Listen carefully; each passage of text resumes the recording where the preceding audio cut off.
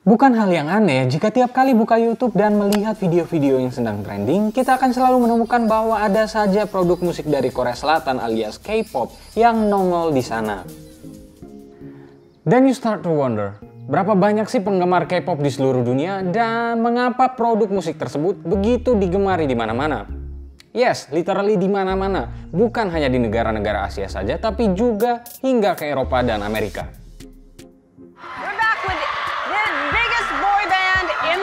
BTS. See those young girls? Yes, they are. Hal yang demikian belum pernah terjadi sebelumnya di show-nya Ellen DeGeneres, dan vibe yang demikian bisa dibilang mirip-mirip lah dengan waktu The Beatles datang ke AS di tahun 60-an.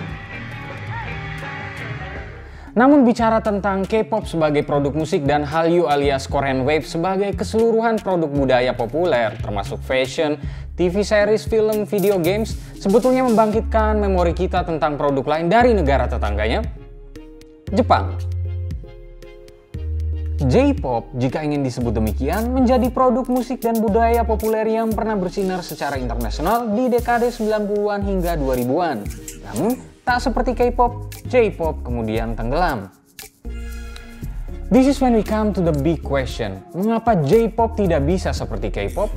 Is there anything to do with the politics or economics or other things yang membuat katakanlah AKB48 tidak bisa seterang Blackpink? No offense untuk para penggemarnya ya. Let's find it out on the desk.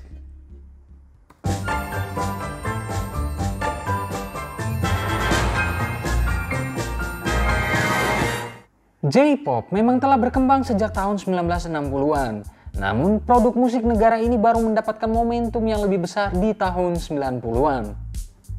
Let's make it clear, J-pop sama seperti halnya K-pop umumnya diasosiasikan dengan genre musik pop internasional yang banyak diantaranya dipengaruhi oleh genre musik lain, baik itu jazz, rock, hip-hop, R&B, dan lain sebagainya di atas akar musik asli negara tersebut. Beberapa nama seperti Nami Amuro, Mr. Children, Utada Hikaru hingga Ayumi Hamasaki adalah contoh-contoh dari bagian awal popularitas J-pop. Hingga akhirnya jelang dekade 2000-an ketika muncul demam idols group, lahir pula nama-nama grup beken macam Heisei Jump, AKB48 hingga Arashi. But don't get me wrong, para penyanyi dan grup musik ini punya penggemar yang luar biasa besar, termasuk di Indonesia. Well, kalau tidak besar, tentu tidak akan ada JKT48 di Indonesia.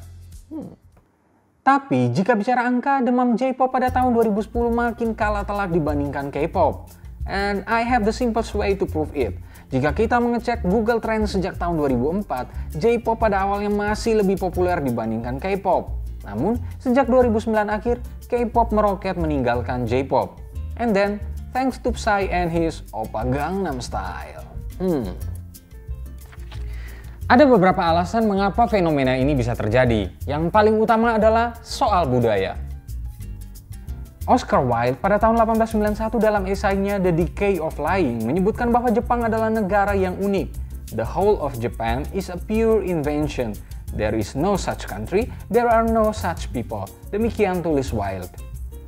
Hal ini tentu positif, namun berdampak pada produksi dan konsumsi budayanya. Banyak produk budaya Jepang yang diciptakan untuk dikonsumsi oleh orang Jepang. Ada neologisme yang disebut sebagai Japan Galapagos Syndrome, diambil dari nama Kepulauan Galapagos tempat Charles Darwin menemukan satwa-satwa langka. Kira-kira seperti itulah konteksnya. Sehingga produk musik yang dibuatnya misalnya dari sisi melodi, progresi, chord, tema, dan lain sebagainya adalah yang untuk orang Jepang. Sekalipun soal lirik berbahasa Inggris di beberapa bagian lagunya, J-pop sebetulnya mulai duluan dibandingkan K-pop. Ini berbeda dengan K-pop yang mengadopsi banyak unsur musik dari barat, terutama dari Amerika Serikat, sehingga kemasan musiknya lebih bisa diterima secara internasional. Orang-orang mungkin tak hafal lagunya, tapi performance, musik, dance, dan tentu saja idolsnya banyak digemari. Musik K-pop sendiri menginvasi pasar Jepang sejak tahun 2010-an. Robert Michael Paul, editor untuk CNN Go, menyebutkan bahwa popularitas K-pop di Jepang meningkat selain karena kemasannya menarik, juga sangat dipengaruhi oleh budaya dan perubahan sosial yang terjadi di negara tersebut, misalnya terkait ketertarikan konsumsi budaya antara pria dan wanita. Para pria mulai lebih cenderung lebih suka di rumah, sementara wanita cenderung lebih suka keluar dan mencari role model yang open-minded. Para wanita inilah yang mayoritas menjadi penggemar K-pop. Hal kedua yang penting untuk dilihat adalah bagaimana pemerintah dan semua stakeholder yang ada di Korea Selatan memperlakukan industri K-pop. Mendunianya K-pop sebagai bagian dari Hallyu sebetulnya telah direncanakan sejak akhir Perang Korea. Selain K-pop, K-drama adalah yang paling awal mendapatkan porsi penting, katakanlah misalnya ketika Winter Sonata mendunia di awal tahun 2000-an. Ini sangat dipengaruhi oleh kebijakan pemerintah Korsel yang mengizinkan studio-studio besar, bangsanya 20th Century Fox, Walt Disney, dan kawan-kawan membuka kantor perwakilannya di Korsel sejak akhir tahun 80-an. Efeknya kemudian terasa bukan hanya pada industri drama saja, tetapi juga pada industri musik. Ini memang mirip dengan apa yang terjadi antara anime dengan musik-musik di Jepang, walaupun tidak semasif dampaknya secara industri dan pemasaran dibandingkan dengan K-pop.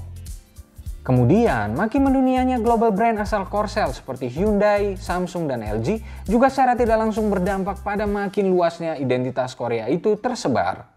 Belakangan, pemerintah Korsel juga memperlakukan industri kreatif negara tersebut mulai dari musik, drama, film, fashion, sama seperti katakanlah pemerintah AS memperlakukan industri otomotifnya. Artinya, ada prioritas yang diletakkan di sana. Bukan tanpa alasan, pada tahun 2016, K-pop misalnya menyumbang 4,7 miliar dolar atau sekitar 65 triliun rupiah untuk negara tersebut.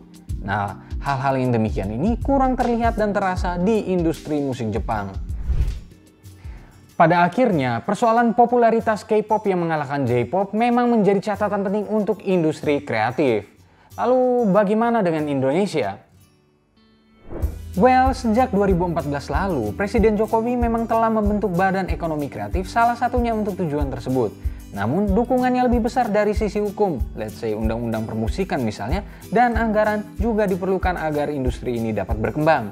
Kan bangga jika suatu saat musik-musik dari Indonesia, let's say bangsanya Weird Genius yang memasukkan unsur budaya lokal dalam kemasan musik modern, bisa mengglobal.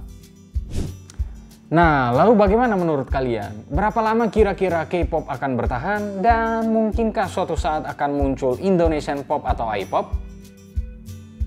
Berikan pendapatmu. Terima kasih telah menyaksikan video ini. Jangan lupa untuk di rumah aja dan rajin-rajin cuci tangan kalian. Ini adalah segmen baru di Pinter Politik, On The Desk. Dan jika kalian punya saran atau masukan untuk konten-konten selanjutnya, jangan lupa untuk tinggalkan di kolom komentar di bawah. Jangan lupa juga untuk like, subscribe, dan nyalakan lonceng notifikasinya. Serta ikuti terus pinterpolitik.com untuk dapatkan informasi seputar fenomena politik di Indonesia. Bye-bye.